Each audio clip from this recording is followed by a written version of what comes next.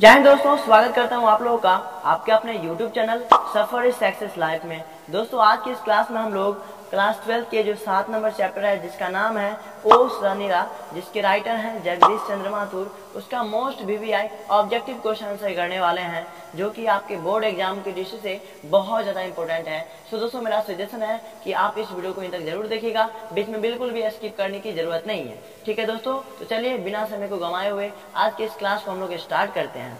यहाँ पर देखिए आपका पहला क्वेश्चन कहता है कि ओ सदानीरा शीर्षक निबंध के लेखक कौन है।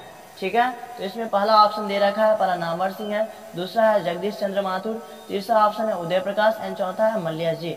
तो आपको पता होना चाहिए ओ सदानीरा जो शीर्षक है इसके राइटर कौन है, तो Jagdish Chandra Mathur. Option number B is correct हो जाएगा। ठीक है मेरे प्यारे दोस्तों, ऑप्शन नंबर बी क्या हो जाएगा, इसका सही हो जाएगा। ठीक है, उसके बाद देखिए दूसरा नंबर क्वेश्चन कहता है कि ओ सदानीरा शीर्षक पाठ किस विधा के अंतर्गत आता है। तो इसमें पहला ऑप्शन दे रखा है कहानी, दूसरा ऑप्शन है निबंध, तीसरा ऑप्शन है कविता एंड चौथा ऑप्शन है इसका शब्द चित्र। तो आपको पता होना चाहिए कि ओ सदानीरा जो है वह क्या है, एक निबंध है ना।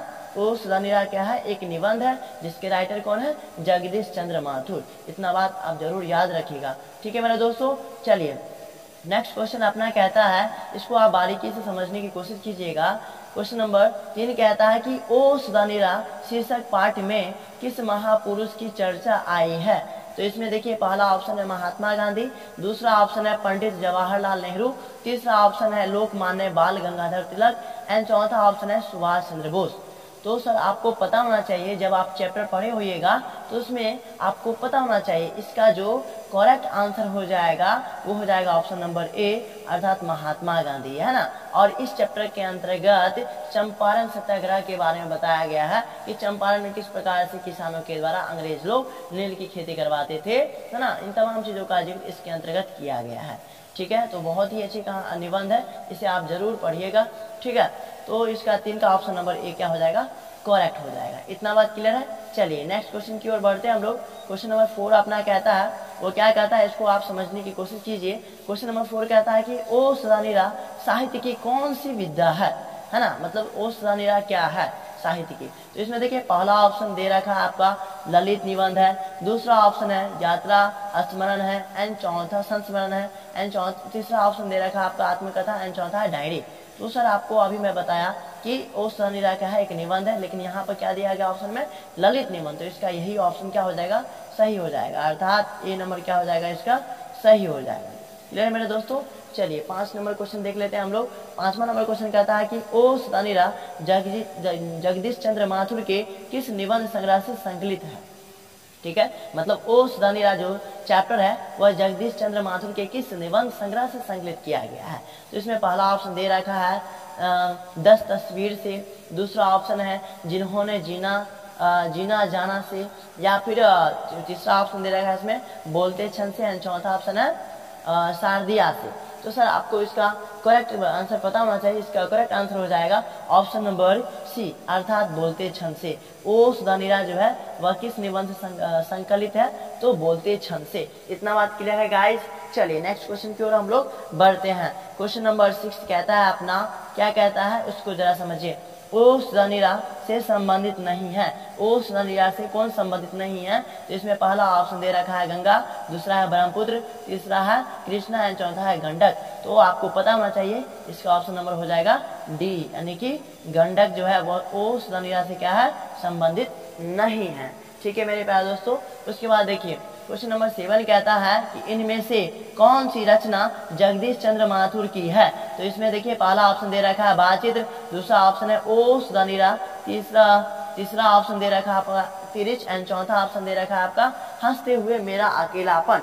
तो दोस्तों इसका जो करेक्ट आंसर हो जाएगा वो हो जाएगा आपका ऑप्शन नंबर बी अर्थात ओ सदानीरा। ठीक है, यही किसने इसे लिखा है, तो जगदीश चंद्र माथुर जी ने इसे लिखा है। किसको, तो ओ सदानीरा को। ठीक है मेरे दोस्तों।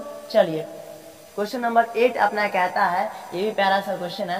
क्वेश्चन नंबर 8 कहता है कि गौतम बुद्ध का आविर्भाव कब हुआ था, मतलब गौतम बुद्ध का जन्म एक तरह से बोल सकते हैं कब हुआ था। तो इसमें देखिए माने गौतम बुद्ध इस धरती पर कब आए थे, आविर्भाव कब हुआ था उनका।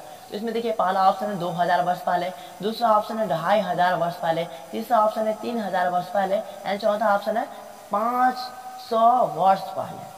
ठीक है, तो इसका जो करेक्ट आंसर हो जाएगा वो हो जाएगा आपका ऑप्शन नंबर बी, अर्थात 2500 वर्ष पहले क्या हुआ, गौतम बुद्ध का आविर्भाव हुआ। ठीक है, इसी प्रकार से क्वेश्चन नंबर 9 आप देख लीजिए। यहाँ पर क्वेश्चन नंबर 9 कहता है कि कौन सी कृति जगदीश चंद्र माथुर जी की है। तो इसमें पहला ऑप्शन है जानवर और जानवर, दूसरा ऑप्शन है कहानी नहीं कहानी, है ना, कहानी और नहीं कहानी। उसके बाद है जानवर रहेगा याद, या फिर डी नंबर है भोर का तारा। डी नंबर क्या है, भोर का तारा। तो इसका करेक्ट आंसर क्या हो जाएगा, ऑप्शन नंबर डी हो जाएगा, भोर का तारा। ये क्या है, तो जगदीश चंद्र माथुर जी का कृति है। उसके बाद देखिए 10 नंबर क्वेश्चन कहता है अपना कि गांधी जी चंपारण में कब आए। ये भी मोस्ट इंपोर्टेंट क्वेश्चन है। इसमें पहला ऑप्शन दे रखा है अप्रैल 1918 में आए, या फिर अप्रैल 1920 में आए, या फिर जून 1917 में आए, या फिर अप्रैल 1917 ईस्वी में आए। तो आपको पता होना चाहिए गांधी जी चंपारण में अप्रैल 1917 ईस्वी में आए थे। अप्रैल 1917 ईस्वी में कौन आए थे, तो गांधी जी कहाँ आए थे, तो चंपारण में आए थे। ठीक है, उसके बाद देखिए यहाँ पर 11 नंबर क्वेश्चन कहता है कि तिनकठिया प्रथा का संबंध है, मतलब तिनकठिया जो प्रथा है वह किससे संबंध है। पहला है ईख से, दूसरा है तंबाकू से, तीसरा ऑप्शन है मसाला से या फिर नील से। तो आपको पता होना चाहिए, आप हिस्ट्री में भी पढ़े होंगे, है ना, कि तिनकठिया व्यवस्था क्या होता है। तो नील की खेती करवाते थे कौन, हाँ, पूर्वी चंपारण में कौन, अंग्रेज। किससे करवाते थे, तो किसानों से, है ना। तो इस नील की खेती से क्या है, संबंध है। तिनकठिया प्रथा का जो संबंध है वह किससे है, तो नील की खेती से या नील से है। ठीक है, इतना बात क्लियर है गाइस। चलिए 12 नंबर क्वेश्चन देख लेते हैं हम लोग बढ़िया से। 12 नंबर क्वेश्चन कहता है कि जगदीश चंद्र माथुर का जन्म कब हुआ था। अब उनके जन्म के बारे में पूछ दिया क्वेश्चन। तो देखिए इसमें पहला ऑप्शन दे रखा है 16 जुलाई 1917 में, दूसरा ऑप्शन दे रखा है 16 जुलाई 1918 में, तीसरा ऑप्शन है 17 अगस्त 1917 में एंड चौथा ऑप्शन है 20 सितंबर 1917 ईस्वी में। तो 12 का जो करेक्ट आंसर हो जाएगा वो हो जाएगा आपका ऑप्शन नंबर ए, अर्थात 16 जुलाई 1917 ईस्वी में किनका जन्म हुआ था, तो जगदीश चंद्र माथुर जी का जन्म हुआ था। ठीक है मेरे प्यारे दोस्तों। उसके बाद देखिए 13 नंबर क्वेश्चन कहता है कि वैशाली महोत्सव का बीजारोपण किया, मतलब वैशाली महोत्सव का किसने एक तरह से आरंभ किया, शुरुआत किया। बीजारोपण का मतलब क्या हुआ कि किसने नींव डाला महोत्सव का। ठीक है, तो इसमें पहला ऑप्शन दे रखा है आज्ञा जी ने, दूसरा ऑप्शन है जगदीश चंद्र माथुर ने, तीसरा ऑप्शन है श्री कृष्ण सिंह ने एंड चौथा ऑप्शन है अशोक वाजपेयी ने। तो आपको पता होना चाहिए 13 का जो हो जाएगा ऑप्शन नंबर बी करेक्ट हो जाएगा, यानी कि जगदीश चंद्र माथुर जी ने बीजारोपण किया। ठीक है मेरे दोस्तों। चलिए उसके बाद देखिए 14 नंबर क्वेश्चन क्या कहता है कि कौन सी कृति माथुर जी की नहीं है, मतलब कौन सी ऐसी कृति है जिसे माथुर जी ने नहीं लिखा है। तो पहला ऑप्शन है मेरी बांसुरी, दूसरा है बंदी, तीसरा है रेशमी टाई एंड चौथा है कोणार्क। ठीक है, तो आपको पता होना चाहिए 14 नंबर का जो करेक्ट आंसर हो जाएगा वो हो जाएगा आपका ऑप्शन नंबर सी, अर्थात रेशमी टाई जो है वह माथुर जी की कृति नहीं है। ठीक है मेरे दोस्तों। चलिए उसके बाद 15 नंबर क्वेश्चन कहता है कि बिहार का कौन सा विशाल अस्तु प्राचीन स्थापक की अभूतपूर्व कृति रह चुका है ना, अभूतपूर्व कृति है। तो इसमें देखिए पहला ऑप्शन दे रखा है नंदगढ़, दूसरा ऑप्शन है चंपारण, तीसरा है भागलपुर एंड चौथा है देवबंद। तो इसका जो करेक्ट आंसर हो जाएगा मेरे प्यारे दोस्तों, इसका करेक्ट आंसर कौन सा हो जाएगा, ऑप्शन नंबर ए हो जाएगा, अर्थात नंदनगढ़ जो है वह बिहार का क्या है, प्राचीन स्तूप है। ठीक है, उसके बाद देखिए यहाँ पर 16 नंबर क्वेश्चन कहता है कि जगदीश चंद्र माथुर मूलतः क्या है, मतलब जगदीश चंद्र माथुर जी मुख्य रूप से क्या है। तो इसमें पहला ऑप्शन दे रखा है कहानीकार है, दूसरा है निबंधकार है, तीसरा है नाटककार है, चौथा है उपन्यासकार है। तो आपको पता होना चाहिए वे मुख्य रूप से क्या है, तो ऑप्शन नंबर सी हो जाएगा, नाटककार है ना, यानी कि वो नाटक को मुख्य रूप से लिखते हैं, लेकिन कभी कभी वो निबंध भी लिख देते हैं। इतना बात क्लियर है गाइस। चलिए उसके बाद 17 नंबर क्वेश्चन हम लोग देख लेते हैं। 17 नंबर क्वेश्चन क्या कहता है कि ओस रनीरा किस नदी को निमित्त बनाकर लिखा गया है, मतलब किस नदी को एक तरह से मुख्य पॉइंट बनाकर लिखा गया है। तो इसमें पहला है गंगा, दूसरा है बागमती एंड तीसरा ऑप्शन है घाघरा एंड चौथा गंडक। तो आपको पता होना चाहिए इसका करेक्ट आंसर हो जाएगा ऑप्शन नंबर डी, अर्थात गंडक। ठीक है, इसे नियमित करके बनाया गया। नियमित करने का मतलब क्या हुआ, इसे हटाकर बनाया गया है। ठीक, उसके बाद 18 नंबर क्वेश्चन कहता है कि ओ सुधानीरा निबंध बिहार के किस क्षेत्र की संस्कृति पर लिखी गई है। ठीक है, तो इसमें पहला ऑप्शन है चंपारण, दूसरा है सारण, तीसरा है तिरहुत एंड चौथा है मिथिला।